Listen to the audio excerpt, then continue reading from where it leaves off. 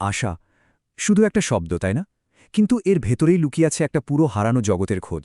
চলুন আজ আমরা সেই জগতের গভীরে ডুব দেব, দেখব একজন কবি ঠিক কী স্বপ্ন দেখেছিলেন।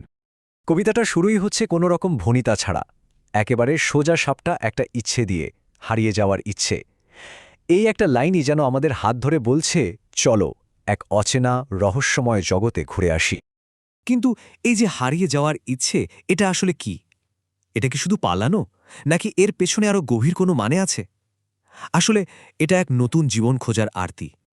একটা জিনিস খেয়াল করে দেখুন, কবিতাটা কিন্তু কোনো দৃশ্য দিয়ে শুরু হচ্ছে না, শুরু হচ্ছে একটা আকুতি দিয়ে, অন্য একটা বাস্তবতায় একেবারে মিশে যাওয়ার ইচ্ছে।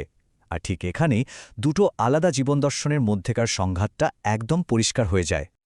তো প্রশ্নটা হলো, কবি ঠিক কোন জগৎটা ছেড়ে যেতে চাইছেন? চলুন তো আগে সেই জগৎটাকে একটু চিনে নিই, যেটাকে তিনি মন থেকে মেনে নিতে পারছেন না। এখানে কবি তার চারপাশের জগতের একটা বেশ কঠিন ছবি তুলে ধরেছেন। এমন এক জগৎ যেখানে মানুষ শুধু সোনা রূপার পাহাড় জমিয়ে চলেছে, কিন্তু তার ফল কি হচ্ছে ভাবুন তো। সেই সম্পদ আগলে রাখার চিন্তায়, সেই দুর্ভাবনায় মানুষের আয়ুই কমে যাচ্ছে। মানে সম্পদ এখানে সুখ আনছে না, উল্টে জীবন কেড়ে নিচ্ছে। এই স্লাইডের দুটো দিক দেখুন একবার। একদিকে সম্পদের পাহাড় উঁচু হচ্ছে, আর ঠিক তার পাশেই জীবনের পাল্লাটা নিচের দিকে নেমে যাচ্ছে। কবি যেন চোখে আঙুল দিয়ে দেখিয়ে দিচ্ছেন, এই সম্পদ জমানোর দামটা আমাদের জীবন দিয়েই মেটাতে হয়।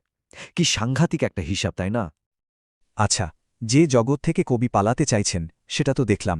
এবার চলুন সেই স্বপ্নের জগতে ঢোকা যাক, যেখানে তিনি আশ্রয় খুঁজছেন, যে জগৎটা আগেরটার থেকে একেবারে আলাদা। দেখুন, এই স্বপ্নের জগতের শুরুটা কিন্তু কোনো রাজপ্রাসাদে হচ্ছে না, হচ্ছে একটা জীর্ণ বেড়ার ঘরে। একেবারে শুরুতেই সরলতার ছবিটা কি পরিষ্কার। আর এই সরল জীবনযাপনের প্রথম উপহারটা কি? নির্ভাবনার ঘুম। যে জগতে সম্পদ নিয়ে কোনো দুশ্চিন্তা নেই, সেখানে মানুষ নিশ্চিন্তে ঘুমায়। এটাই হয়তো সেই জগতের সবচেয়ে দামি সম্পদ। এর পরের গুণটা হলো সন্তুষ্টি। এই জগতের মানুষেরা খুব সামান্য কিছুতেই খুশি থাকে। আরও চাই, আরও চাই, এই যে একটা অন্তহীন দৌড়, সেই দৌড় থেকে তারা পুরোপুরি মুক্ত। তাহলে কবির এই আদর্শ জগতের মূল ভিত্তিগুলো কি দাঁড়াচ্ছে? একদম সাদামাটা জীবন, চিন্তামুক্ত ঘুম, অল্পতেই খুশি থাকা, আর সবচেয়ে গুরুত্বপূর্ণ হল মিথ্যে আসার কষ্ট বা মনের মধ্যে কোনো দ্বিধা থেকে পুরোপুরি মুক্তি।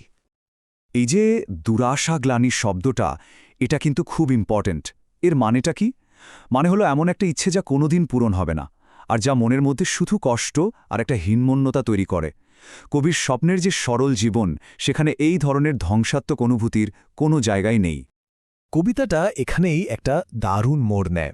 কবি শুধু দুটো জগতের তুলনা করেই থেমে যান না, তিনি সম্পদ বা ঐশ্বর্য এই কথাটার মানেই যেন বদলে দেন। আর এখানেই আসে কবিতার সবচেয়ে চমকে দেওয়ার মতো অংশটা।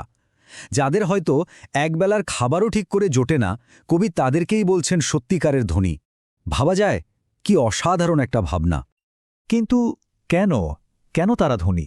কারণ তাদের মনের ভেতরে কোনো দুরাশাগ্লানি নেই, কোনো হীনমন্যতা বা মানসিক দীনতা নেই, আর নিজের ওপর কোনো সংশয়ও নেই। মানে তাদের বাইরের অভাবটা তাদের ভেতরের ঐশ্বর্যকে একটুও ছুঁতে পারেনি। শেষ পর্যন্ত কবিতাটা আমাদের একটা চরম সত্যের মুখোমুখি করে দেয়। আসল সম্পদ সেটা নয় যা আমাদের কাছে আছে, আসল সম্পদ হলো সেটা যা আমরা অন্যকে দিতে পারি। আর এই দিতে পারার ক্ষমতাটা শুরু হয় ভালোবাসা দিয়ে। নিজের প্রতিবেশীর দুঃখকে, তার অন্ধকার ঘরটাকে নিজের ভেবে ভালোবাসতে পারার ক্ষমতা। আর সেই ভালোবাসাটা শুধু একটা অনুভূতি হয়ে থেকে যায় না, সেটা কাজে পরিণত হয়। প্রতিবেশীর সেই অন্ধকার ঘরে একটা আলো জ্বালিয়ে দেওয়া ক্ষমতা, এটাই তো সত্যিকারের ঐশ্বর্য। এই একটা ছবিই যেন পুরো কবিতার মূল কথাটা বলে দেয়। এইসব গভীর ভাবনার পর কবিতাটা আমাদের একটা চিরন্তন প্রশ্নের সামনে এনে দাঁড় করায়। কবি আবার তার সেই প্রথম ইচ্ছেটাতে ফিরে আসেন, হারিয়ে যেতে চান।